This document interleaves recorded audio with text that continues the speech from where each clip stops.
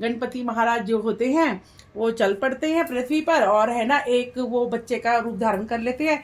और एक जो होती है ना दीवले होती है पूजा के, एक दीवले में तो चावल और एक दीवले में दूध कर लेते हैं। Hi guys, welcome to my new blog. और मैं आपको ना एक, जैसे गणपति जी पधारे हुए हैं तो मैं सबके सामने गणपति बाबा की बहुत प्रिय एक कथा है वो सुनाना चाहती हूँ।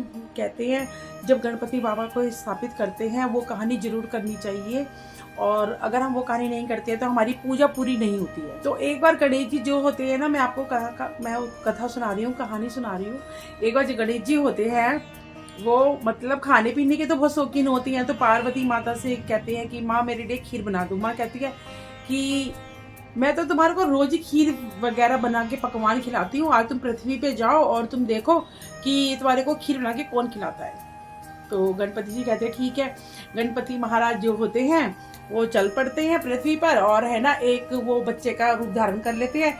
और एक जो होती है ना दीवले होती है पूजा के, एक दीवले में तो चावल और एक दीवले में दूध कर देते हैं। तो सबसे कहते हैं गलियों में जाते, कोई मेरी खीर बना दो, कोई मेरे लिए खीर बना दो, कोई मेरे लिए खीर बना दो। तो ना सब औरतें कहती हैं इसमें क्या खीर बन रही है, इतने से चावल दूध में क्या खीर बन रही है, हमसे नहीं बनेगी, जाओ यहाँ से।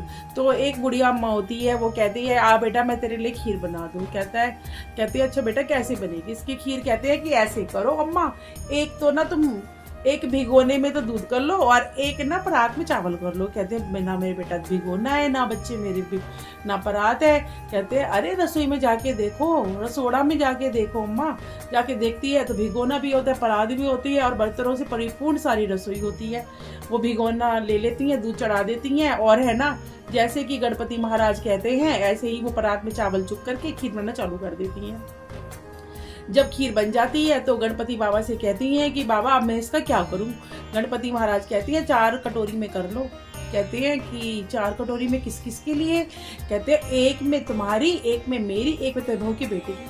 कहती है गणपति महाराज मेरे तो कोई बहू बेटे है ही नहीं। कहते हैं आवाज मारो, छमछम करती बहू आती है, सब मिल करके प्रसाद खा लेते हैं और उसके कहते हैं फिर बच जाती है। कहते हैं अब क्या करें। कहते हैं अब तुम बेटा ऐसे करो कि तुम ना इसको खीर को ना अपने मकान के पीछे, अपने घर के पीछे ना गड्ढा करके उसमें ना भिगो ना औंधा मार दो। मार देती है। तो गणपति महाराज कहते हैं बुढ़िया, जब वो जाने लग जाते हैं तो बुढ़िया अम्मा से कहते हैं अम्मा आग बंद करो। अम्मा आग बंद करती है तो वो तो वहाँ पे क्या कहते हैं बहुत बड़ी हवेली बन जाती है, बहू बेटे आ जाते हैं, गाड़ी बंगला कोठी सब बन जाती है। तो कहते हैं जैसी नीयत होती है ऐसा ही बरकत होती है। गणपति महाराज की हम जैसी सेवा सच्चे मन से करते हैं वैसा ही वो हमें दे करके जाते हैं। फिर क्या होता है कि अगले दिन ना वो एक लेडीज होती है, उनकी पड़ोसन होती है, वो मकान वो देखती है, अरे यहाँ तो कल झोपड़ी थी, यहाँ पे तो आज कोठी बन गई, हवेली बन गई। वो कहती है अरे ये कैसे हो गया चमत्कार। वो कहती है वो बच्चा घूम रहा था ना अपनी खीर के लिए, उन्होंने ही किया है। कहती है अच्छा। वो सोचती है अरे वो तो भगवान का रूप है, अगली बार आएंगे तो मैं खीर बनाऊंगी। उनसे बड़ी अम्मा से कहते हैं अगर अगली बार आए ना बताना, मैं भी उनके लिए खीर बनाऊंगी। कहती है अच्छा।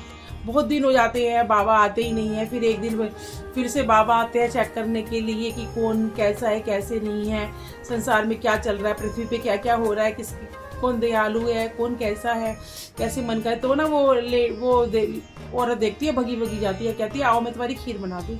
कहते नहीं मुझे नहीं बनवानी, नहीं मैं तुम्हारे लिए खीर बनाऊंगी। तो कहते चलो बना दो। कहते क्या करूँ, भिगोने में दूध कर लो, परात में चावल, ना मेरे भिगोना ना मेरे परात। वो झूठ बोलती है। कहते झूठ बोल रही है। कहते अच्छा अच्छा अच्छा ठीक है बना रही हूँ। वो खीर बनाने की तैयारी करती हैं और तूफान आता, वो अपनी बहू से कहती है खीर बना लो, और उफान आता है, चाट जाती है, तूफान चाट जाती है।